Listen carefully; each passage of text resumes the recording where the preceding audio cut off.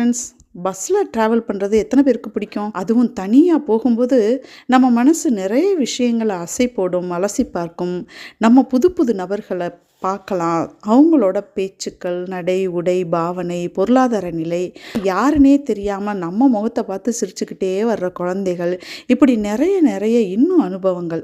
ஆனால் இதெல்லாம் எப்போ முடியும்? நல்ல பஸ்ஸில் ஃப்ரண்ட் சீட்டும் இல்லாமல், பேக் சீட்டும் இல்லாமல், நடு சீட்டில், முக்கியமாக அந்த ஜன்னலோர இடங்க, அதை பிடிச்சி உட்காந்து நம்ம சீட் விண்டோ திறக்க முடியணும். அப்படியே சிலு சிலுன்னு கிளைமேட் இருந்தால் பிடிச்ச பாட்டை கேட்டுக்கிட்டு போயிட்டே இருக்கலாம். சான்ஸே இல்லை, சொர்க்கமே என்றாலும் அப்படின்னு தோணும். எனக்கு ரொம்ப பிடிக்கும். ஃப்ரெண்ட்ஸ், இன்றைக்கி இட்லி, தோசை, இதுக்கு பிரிக்க முடியாத சாம்பார் காம்பினேஷன் அப்படின்னு சண்டே சூப்பராக ஸ்டார்ட் ஆயிடுச்சு. ஒரு சிலர் கார்னர் சீட்டில் உட்காந்துட்டு அவங்க பஸ்ஸையே விளக்கி வாங்கின மாதிரி விண்டோவை திறக்கிறதும் தேவையில்லைனா மூடுறதும் பண்ணுற அலும்பு இருக்கே, டென்ஷன் ஆக்கிரும்பா.